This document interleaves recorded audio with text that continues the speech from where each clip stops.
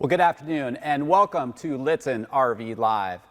First and foremost, before we get started, we want to wish each of you and your families the best of safety and wellness during this COVID-19 period. Here at Lichtsinn RV in Forest City, we do remain open as the state of Iowa is not under any shelter-at-home directives, although we are certainly following the guidance of local, state, and national health authorities, including the CDC, the WHO, and local health organizations. And we've taken several proactive measures to ensure a safe and healthy guest experience for not only you, but also for our team members here at Lichtsinn RV. One of the foundational pieces to our dealership is our ability to help any RV guest, as we recognize that RVers are using their recreational vehicles, certainly for pleasure, but for business essential purpose, and also in many cases, their permanent home.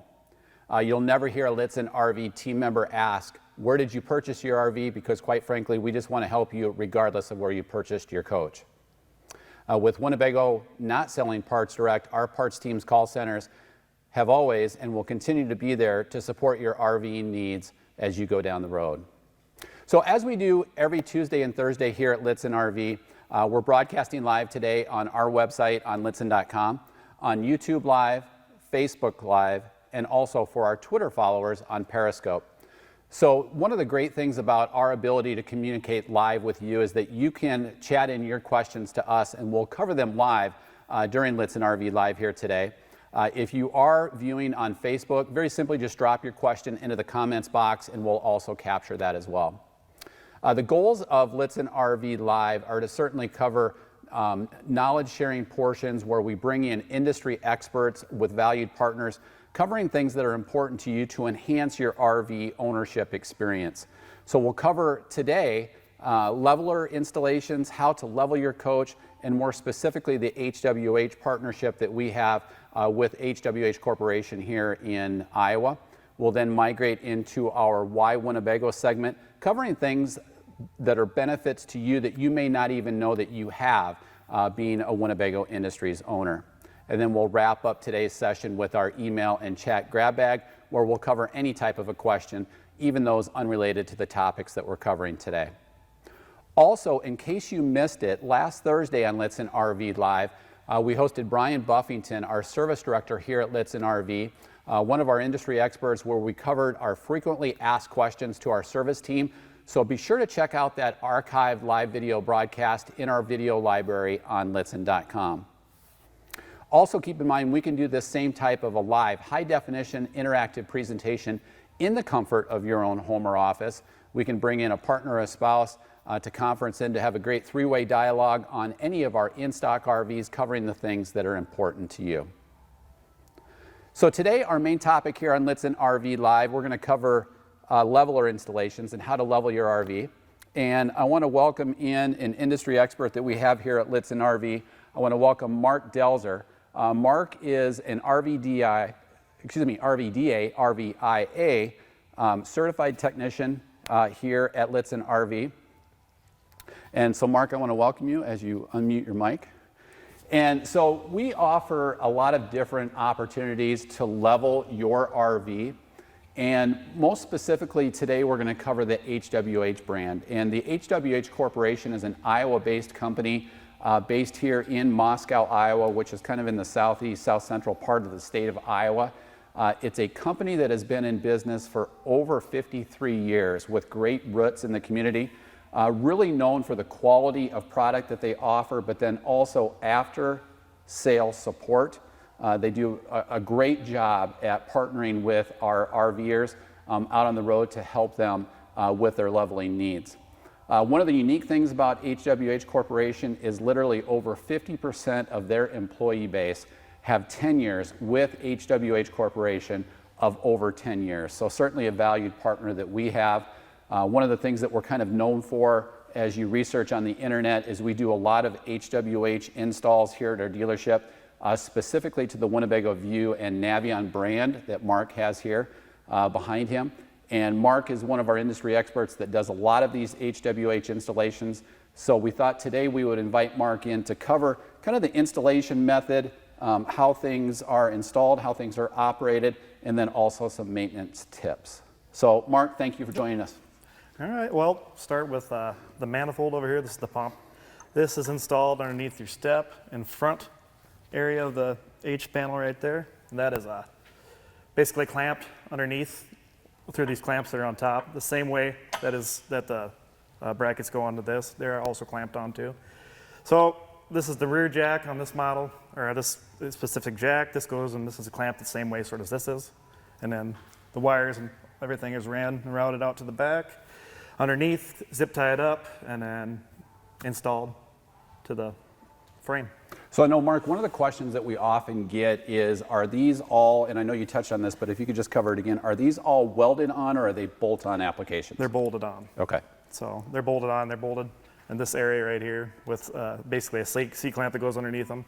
And this is actually where the cross tie would go on the back jack. And I know we had a few questions that were emailed to us in advance that we are going to cover, but I know one of the most common questions we get asked is, what are the springs? And you can't necessarily see that here because it's not installed, but Rhonda, if you can zoom in to the rear of it, if you could just kind of cover what these springs do. So basically, the pump is going to open up one of these solenoids on here. The spring is going to retract the jack as it goes back. Instead of the solenoid actually bringing back the fluid, it's actually the spring bringing back the pressure from the pump back to the pump.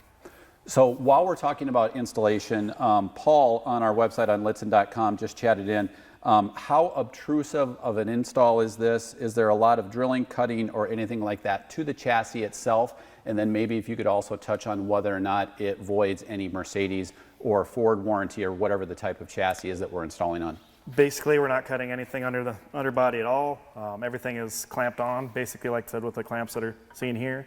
So really not going to harbor or hurt any of your warranty for the Mercedes side.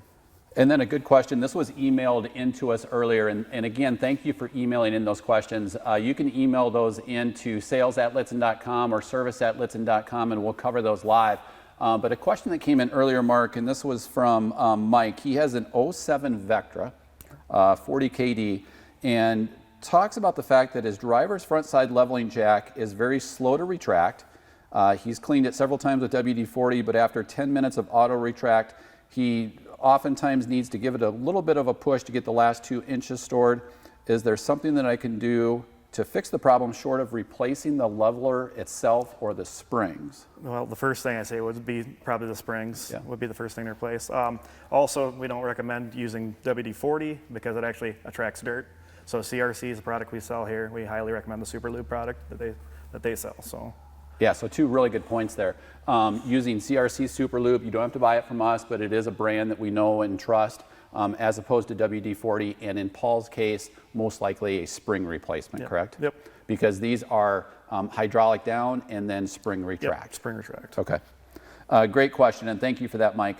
Also earlier, Mark emailed in on HWH wondering if I would have the ability to run the hydraulic jacks independently without actually leveling the coach. So, for example, if you just want to raise one side for any reason. Yep, you could go into the manual retract, or a manual extend, and you can do 2 jacks at a time. So you can do the front 2 jacks, the rear 2 jacks are the left front and rear, or the right front and rear, depending on what side you want to have, higher or lower. Yeah, and that's one thing that has always been a pillar with HWH, and really any leveler for that matter, is to ensure that they run in pairs.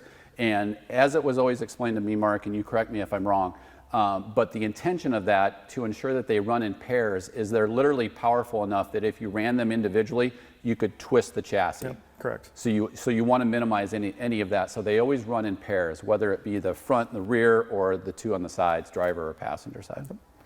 While we're touching on this, maybe if you could just walk through a few maintenance tips that you would recommend to somebody. Basically, you can't see it now, but I would fully extend all the jacks up a ways so you can get to the clear or the stainless steel cylinder that's underneath here. Clean it up, spray along the bottom side of here where the seal is. CRC, like I said, the product we recommend, Super Lube. And basically checking fluids, make sure your fluid's topped off at the top line here on the HWH. Different jack carriers are using their retract, or they're using the fluid to sense how much if your jacks are fully retracted. So that's not the case on HWH. where HWH is using sensors. So to cover that. Yeah, But that's a really good point.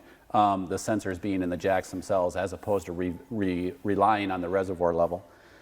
So that was a couple of questions that came in, so I think we knocked a couple of those out. Marshall on YouTube talking about regular maintenance intervals. A really good question. Dick chatted in on Lichtsinn.com. Where do you typically install the operator's panel, so the touchpad on a Winnebago View? basically above your left knee, by the steering wheel a little bit lower on the dash is where we put them. And we do that really because we've thought about if we were to use this as an RVer pulling into a location and you want a level, obviously you're in the driver's seat already as opposed to getting out, coming around, and then jumping into the stepwell area. So really good question.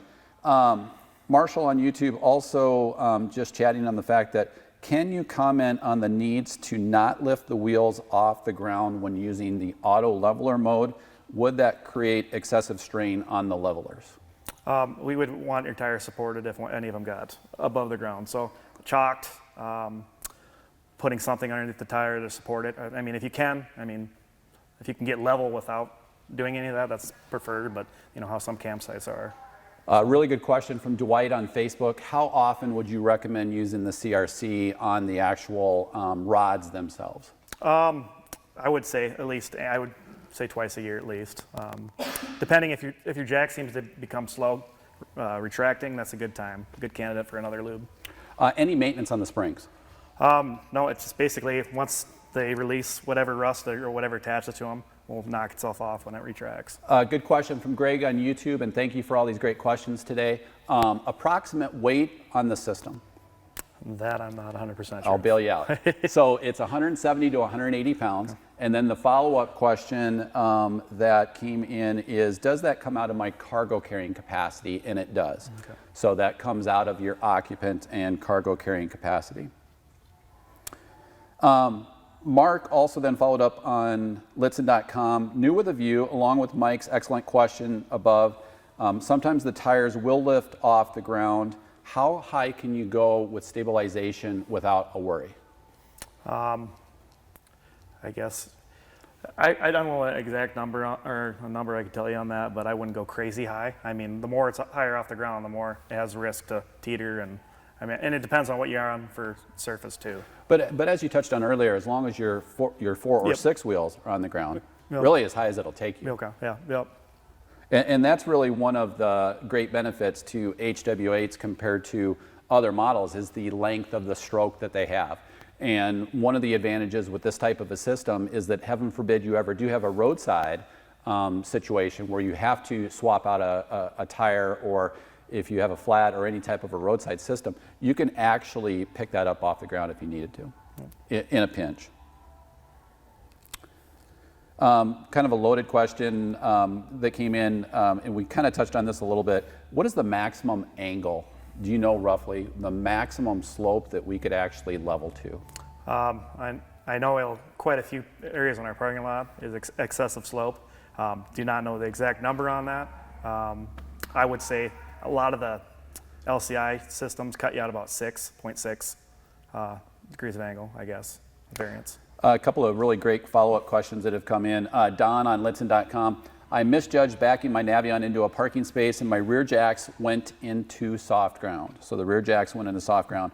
They would not retract and the RV had to be jacked up in order to clear the jacks out of the ground. Now it looks as if one of the jacks are bent slightly, but it works fine. Can I continue to use them, or should I think about replacing it? I would watch them, make sure you don't have any fluid leaks, make sure you're not seeing any red ATF or transmission fluid coming out of the cylinder.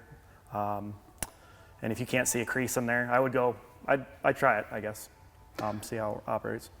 Marshall, a good follow-up question on YouTube. Where are the fluid container locations at? And I'm assuming you're referring to the reservoir. Yes. And some of that could be dependent upon installation, but where would you put it? Basically, right in this area in front of the steps is where almost all of our jacks go for the View and Navions. And I know on some of the older models, it actually was driver's side right behind the driver's seat where that slide out comes out. Good question from Dwight on Facebook. Can you remove the standard stab jacks or stabilizer jacks that come from Winnebago to free up occupant and cargo carrying capacity if you do a full hydraulic leveler installation. Yep, and we have done that for quite a few customers, so Okay. it is able to do. Dick on Lichtsinn.com, does the latest controller still have the red light above the controller? And I'm assuming that's the visual light to ensure that you know that the jacks are down. Yep, that's we basically mount it on that panel where the old fuse panel would have been, right inside the door, so you can still see it underneath, but it's a little bit lower now. TB on Lichtsinn.com, and I'll cover this one, Mark, wanting to know if we could give a range of cost to install aftermarket. And current pricing as of today, so it's April 2020, we do all of our installations for approximately $4,100, which is about a discount from MSRP of about $900. So that'll give you a good range. Eric on Lichtsinn.com, if you could just touch on the fact of why do we believe HWH levelers are a better choice than another alternative option? Structurally, they're really sound. Everything's, I mean, if you look at it, the brackets and stuff are made a lot heavier duty than some of the competitors we've seen. And HWH is excellent for feedback, excellent for parts afterwards, if they have a solenoid valve go bad or whatnot. So. Yeah, and just from a, Mark touched on kind of the quality, but just in terms of the operation, one of the reasons why we've had such great success with HWH are in terms of their operation. So again, they're hydraulic down, but they're spring-loaded to retract. Whereas if you look at some competing systems, they're power down and power up. And the downside of that is, heaven forbid, if you do have an issue, you can be landlocked, anchored to the ground. So the nice thing about an HWH install is that if you do have an issue, the spring retract will bring it right back up. The other thing that we've actually measured and tested is ground clearance in terms of travel. So as you're traveling down the road, the HWH systems have a greater ground clearance, meaning that they retract tighter to the body of the coach. And then also, we touched on this a little bit earlier, the stroke length and how far they'll actually penetrate down to the ground is superior to other competing models. So again, if you do have that type of a roadside emergency, you can lift one wheel completely up off the ground, one side of the coach. I mean, if you needed to, which we don't advise, you could actually pick the whole coach up off the ground. And that's not the case with some competing models. Anything else on competitors? Yeah, just quality of build, basically, that's the biggest thing. Any temperature regulations that you could or could not use these with? That was a question from Greg on Facebook. It seems like when it gets colder, the transmission fluid that's in there thickens up and it's a little bit slower moving. It's cold in Iowa and we've been running some of these jacks, but when they've been retracting, they've been quite a bit slower. Warmer it is, the more loose that. Yeah, and that's really what we've seen. Dick on Lichtsinn.com just chatted in, 6x6 lumber under the jacks work really well on excessive slope conditions. We also do a lot of the snap pads if people don't want to use cut wood, so to speak. A question from Larry on Lichtsinn.com, and I'm not sure, I may butcher this a little bit. The hydraulic lines are long on My Navi onto each pad. Can they be shortened? I wouldn't advise it because there are crimped fitting that are on the end. If you have the tools to flare and do the fittings on them, possibly. But most of them are coiled up pretty well. I mean, it's just more fluid that you would have in the run, I guess, more than anything.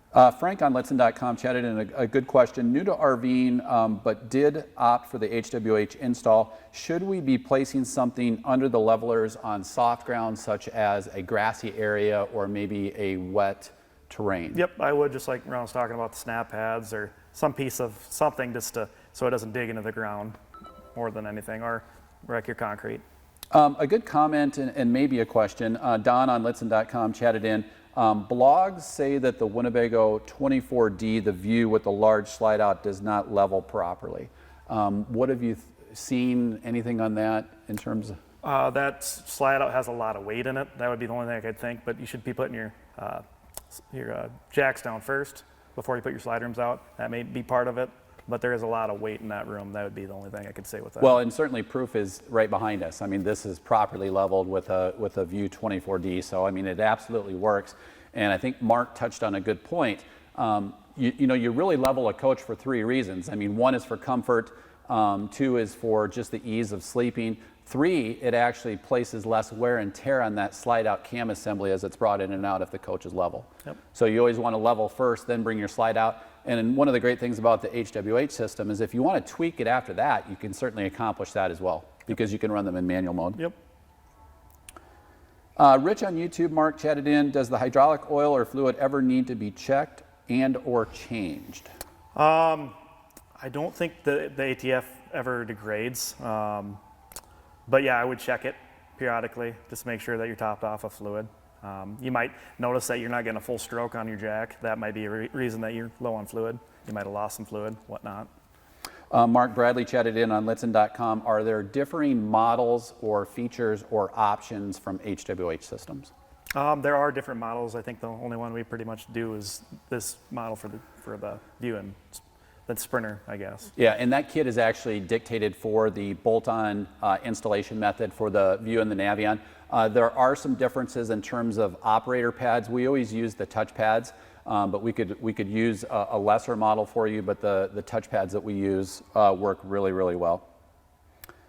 Mark, this was a question from Janet on YouTube, and again, thank you for that. Any difference between installing HWH leveling right out of the chute when the coach is new or down the road? And I believe Janet mentioned she has a 2012. The installation is a little bit different on the older models. We have to take out the area where your jack is, because the front jack that's under the seat has to move out for that front right jack to be installed. Where in some other floor plans or some of older year models, that jack did not have to be removed because it wasn't there. Other than that, everything's pretty much the same. And again, we can help with that. We've been doing these for a long, long time. So we can look at floor plan and model year of the coach and certainly assist with that as well. Last question.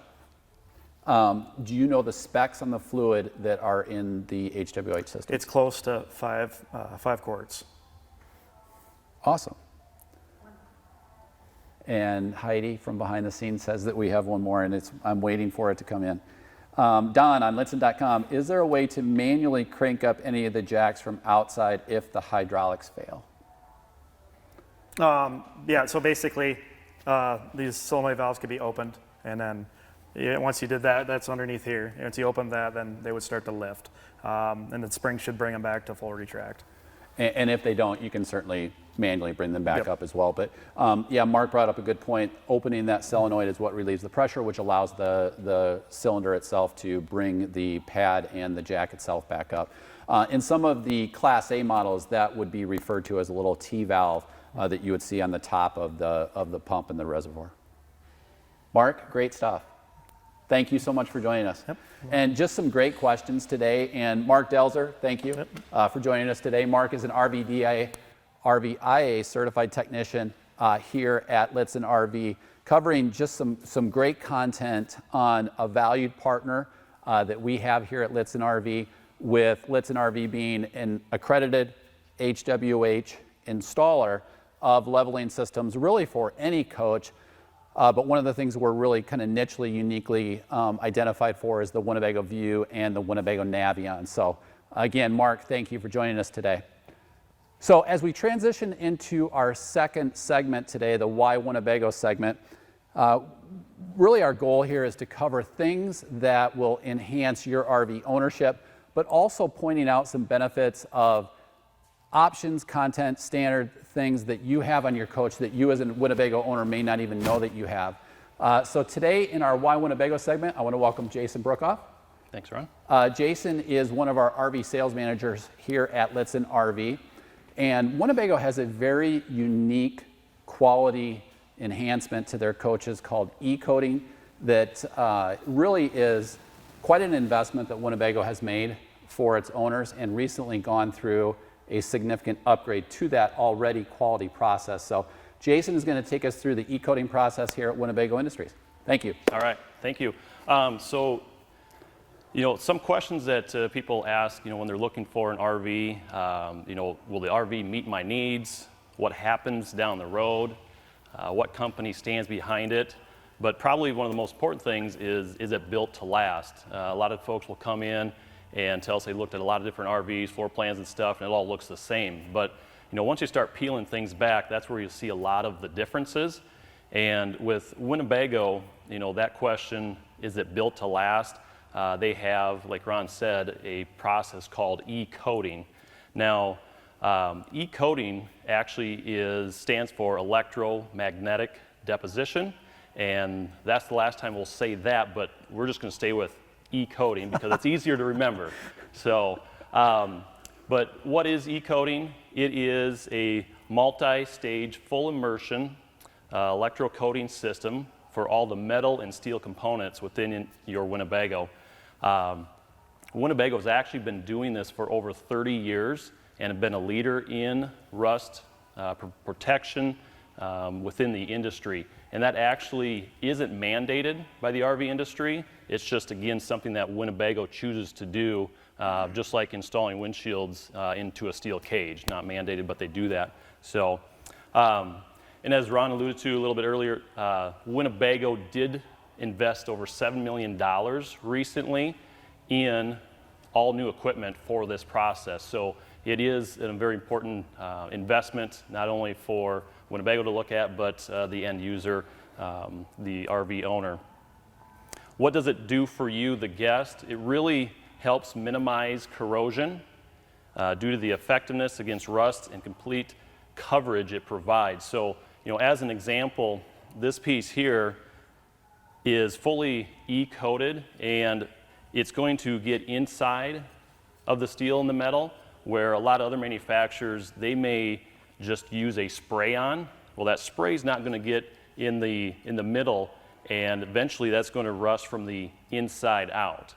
And it basically looks like a black spray paint. So there are 10 tanks at Winnebago, and the parts are basically loaded onto conveyors. And it's really like clothes hanging on hangers, or if you've seen the movie Monsters, Inc. from Disney, you got all the doors hanging, that's what it looks like. All these parts hanging. And so every part from your steel cab structure to storage compartments to small metal and steel components are going to go through this. You have 10 tanks. The parts are going to dip down and stay in that tank for 4 minutes. And you have a combination of cleaning, degreasing. You're going to have a soft water rinse. You're going to have reverse osmosis rinse. And then tank 8 is actually where the e-coating happens. The suspended paint is electronically applied once it's submerged into the tank. And then it'll have a final rinse in tank 9 and 10. Once that's done, it will actually go then into an oven, and where they'll literally hang out in 400-degree temperatures for approximately an hour. Then it's ready for production, where we'll head over to Big Bertha and be put into your new RV. So that's kind of the backdrop of e-coating. Again, it's been around for a number of years. Winnebago's invested a lot of money in it, and I know it's again, it's an important thing to take into account besides just looking at the RV and understanding the backdrop of what's behind the skin. That was really awesome. Now the questions. You were really well prepared. Got to always be prepared. Okay, so do you want the easy one or two that you've already covered? Whatever you got. Okay, so you referred to Big Bertha. What the Yes. heck is Big Bertha? You mentioned Monsters, Inc., but what is Big Bertha? So Big Bertha is the main, that's the assembly line, and that's the production line. It is, I can't remember, it's 6, 7, 8 football fields long, I believe. And so it's got 4 lines. It's always had 4 production lines in it. I think they're down to 2 or 3 right now. But Big Bertha is the name of that here at Winnebago. A few questions that came in earlier that you've already covered, but I want to be respectful and cover these again. Robert on YouTube, how long has e-coating been around? Robert owns an 05 Adventurer, Winnebago Adventurer, wants to know if he has e-coating. Yes, so it's been around for 30 years, and again, Winnebago didn't just come up with this on their own. It's been around in the auto industry for a number of years, and actually requirement from that standpoint, but Winnebago, again, voluntarily does this for the protection of the RVs. And you just covered Ed from Lichtsinn.com, his question on whether or not it was mandated. So Jason, thank you. Great Absolutely. stuff. Awesome. Thanks. So our Why Winnebago segment on e-coating. So Jason Bruckhoff, our sales manager here at Lichtsinn RV, thank you so much. So as we jump into our final segment now here on Lichtsinn RV Live, we'll cover any type of a question that is important to you. We call it our email, chat, and grab bag topics. And one of the questions that was emailed in earlier, and this is from Larry, on a 2020 Winnebago View 24D, the roof AC unit's condensation water runs off the roof right over my entry door, wanting to know if it's common or not. And fortunately, Mark did the HWH leveler on this 24D, so it provides for a good visual. You can see up here, and Ron, if you can just zoom in right above the entry door, you can see over the cove of the roof, right underneath the awning, you'll actually see, I call it an awning rail, although we don't use it in this particular coach anymore because of the integrated awning. But really the rainwater comes into this awning gutter or rail and then comes off to either of the two sides, and you can see the end of it over here by the entry door. Some of that's going to be dependent upon your level, so kind of a timely question, and thank you for that. But it's going to be dependent upon how your coach is leveled. It's designed to run off to one of two ends and away from your entry door. How'd I do, Mark? Since I still have you on stage. So again, a good question, and thank you for that. So that's where that water should run off. Another question that came in, wanting to know what type of a Wi-Fi boosting recommendation we would make. And it's a really good question. We have several different opportunities for you. One thing that you should check out is our Connectivity 101 video on Lichtsinn.com, which we walk through several different Wi-Fi and cellular boosting capabilities that we have for the RV industry. Also be sure to check out on our parts page our connectivity walkthrough that will touch on Wi-Fi and cellular boosting, and that's on our parts page on Lichtsinn.com. A couple of different options, although we really heavily recommend the WineGuard Connect 2.0, which does Wi-Fi boosting but also does a cellular hotspot. And so it provides both Wi-Fi and a cellular hotspot within it. Also a good opportunity is a Wi-Fi Ranger. So again, great questions today. Mark Delzer, thank you.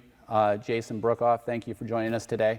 Here on Lichtsinn RV Live, where today we covered leveler applications for compact coaches and really any coach from Winnebago Industries, but most specifically the Hwh Corporation brand, and Jason Bruckhoff covering the e-coating in our Why Winnebago segment. Looking ahead, be sure to join us on Thursday at 2 o'clock Central for Lichtsinn RV Live. And again, we wish each of you and your families the best of health and wellness during this COVID-19 period. Be sure to join us Thursday at 2 o'clock Central. Also keep in mind we can do this same type of a high quality, high definition, live interactive presentation from the comfort of your own home or office with any of our trained consultants here at Lichtsinn RV.